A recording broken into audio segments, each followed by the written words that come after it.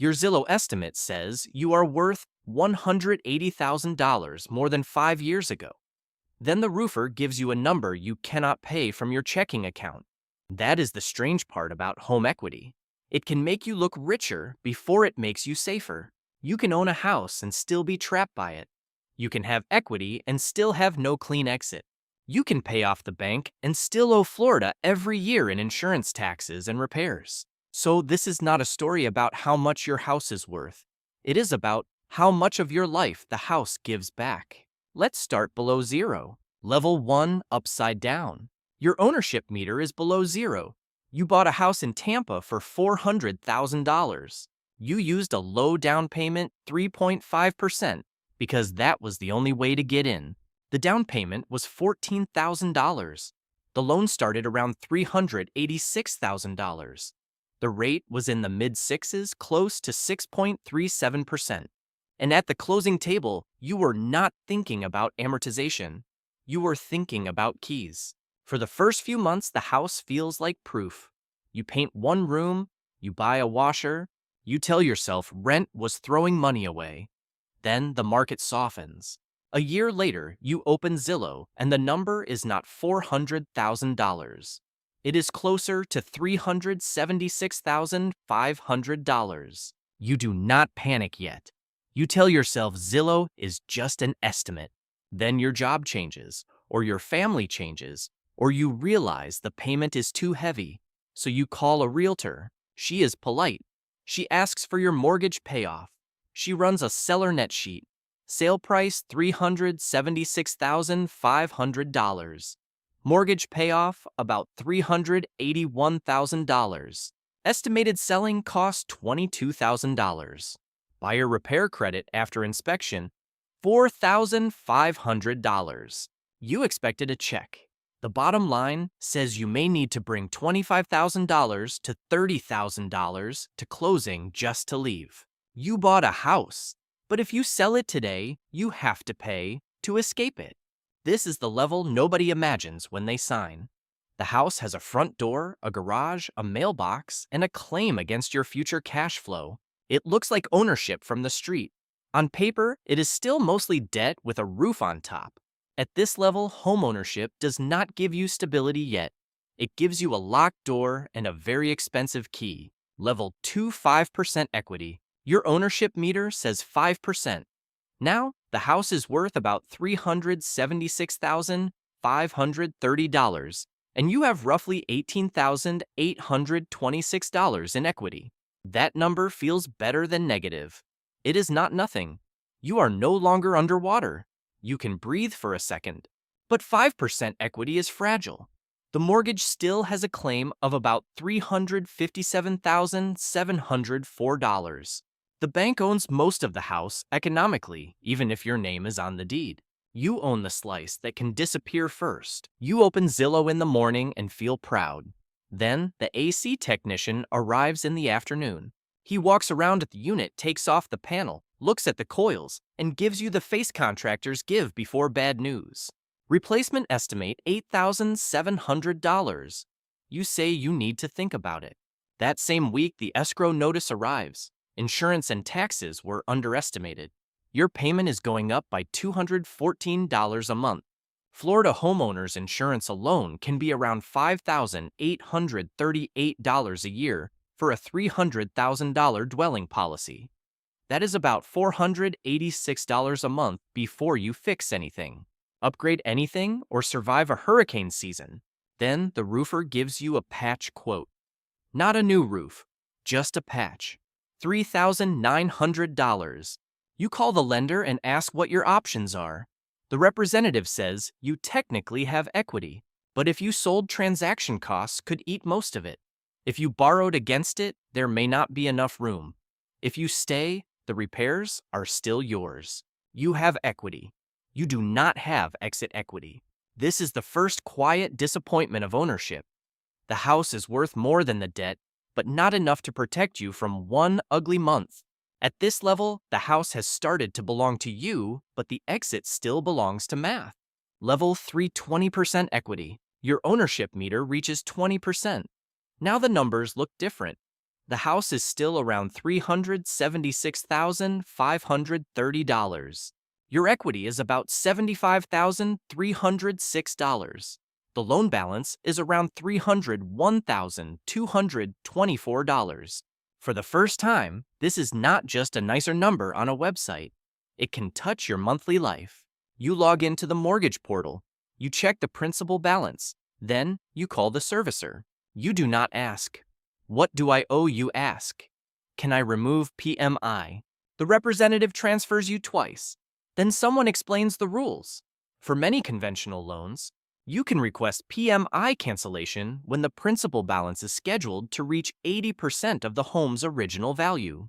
Automatic termination usually comes at 78% if you are current and the loan qualifies. You thought it would just disappear? It does not. You fill out the request. You pay for a broker price opinion or appraisal. The fee is $150 to $500. You send the form. You wait. Your PMI was $150 a month. If it comes off, that is $1,800 a year back into your budget. Not life-changing money, but real money. Money that can go to the emergency fund, the roof reserve, the credit card balance, or the checking account that used to get scared every time the escrow statement arrived. Then the next notice comes. Escrow shortage $1,250. The payment goes down. The house does not become free. That is what 20% equity teaches you. It is the first level where ownership begins to behave like relief, not just responsibility. But it is still not freedom. It is breathing room. At 20%, equity finally stops being just a number and starts touching your monthly life. And this is where some people need to hear something unpopular. Level 3 is not a failure. A 20% equity position, a manageable payment emergency savings, and no high-interest debt may be healthier than racing to pay off a mortgage while your retirement account stays empty. The goal is not to worship a paid-off house. The goal is to own enough of your life that one bill cannot corner you. Level 4, 50% equity, your ownership meter hits 50%.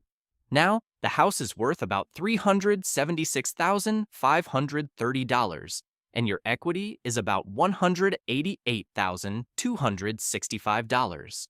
The mortgage balance is also about $188,265. Half the house is economically yours. This is the level where conversations change. You sit across from a loan officer. A few years ago, you were asking if you could qualify. Now the lender is asking what you want to do. You could sell. Even after transaction costs, there may be 6 figures left. You could stay, keep paying, and watch the mortgage become smaller compared to your income. You could rent out a room. You could downsize. You could refinance if rates ever make sense again. And then comes the dangerous word, HELOC. The lender says you may have tappable equity. If the home is worth $376,530 and the lender allows an 80% combined loan to value, the borrowing ceiling is about $301,224. Subtract the current mortgage balance of $188,265. And the possible tappable equity is around $112,959. That number feels like power. Then the lender shows an example. You draw $80,000. The rate is around 8%. The interest-only payment is roughly $533 a month. The lender calls it available equity. Your budget calls it another payment. This is where equity becomes a financial weapon, but not automatically a good one. If you use it to replace a roof, stabilize a property, or consolidate expensive debt with discipline, it can help. If you use it for a truck, furniture, vacations, or the feeling that you deserve something after years of paying, the house becomes an ATM with a lien attached. At 50%, you are not just safer, you are more temptable. That is the hidden pressure of this level. When you have no equity, you have fewer choices. When you have real equity, bad choices become easier to approve. Equity becomes power. Power is useful only if you do not confuse access with permission. Level 5 paid off. Your ownership meter reaches 100%. The mortgage balance says $0. You stare at the screen longer than you expected. No principal, no interest, no PMI, no lender payment due on the 1st of next month. The same house that once felt like a monthly test now feels quiet. For 1 minute, the house feels weightless. Then the mail comes. Insurance renewal around $5,838 a year. Property tax estimate maybe $3,800 to $5,000 a year, depending on assessment exemptions, millage, and local districts. Roof reserve, $250 a month. A C reserve, $100 a month. Maintenance at 1% of a $376,530 home, about $3,765 a year. Even with no mortgage, the house can still cost $900 to $1,200 a month. Before utilities, HOA, lawn pest control, flood insurance, or one bad storm. You paid off the bank. You did not pay off Florida. This is why paid off is not a fantasy ending. It is not free housing. It is lower fragility. If income drops, you do not have to satisfy a mortgage lender every month. If home prices fall, you are not forced to sell. If insurance rises, it hurts, but it does not sit on top of principal and interest. If the roof needs work, the repair is still painful, but it does not arrive beside a $2,600 mortgage payment. The house is still a responsibility, but the responsibility has changed shape. At level 1, the house could trap you because there was no clean exit. At level 5, the house can still drain cash, but it gives you time. Time to wait, time to choose. Time to say no to a bad sale, a bad loan, or a bad month. This is the part people miss when they argue about whether paying off a mortgage is optimal. Sometimes the highest return is not measured in yield. Sometimes it is measured in how few people can force your hand. At this level, the house is not a paycheck. It is a shield, expensive to maintain, but no longer rented from a lender. Now go back to the beginning. Your Zillow estimate said you were worth $180,000 more than 5 years ago. The roofer gave you a number your checking account could not handle. That was the contradiction. The house looked richer than you felt. At level 1, you bought a $400,000 house with $14,000 down and discovered that selling could require bringing $25,000 to $30,000 to the closing table. At level 5, the balance says $0. Same city, same weather, same insurance market, same roof risk. But one version traps you. The other gives you time. This week, do 3 things. Open your mortgage statement and write down your current principal balance. Look up a realistic home value, then subtract 6% for selling friction. Then write your real ownership number, home value minus mortgage selling costs, 1 insurance shock, and 1 major repair. Comment whether your house feels like an asset or a second job. Equity is not what your house is worth. It is what your house lets you survive.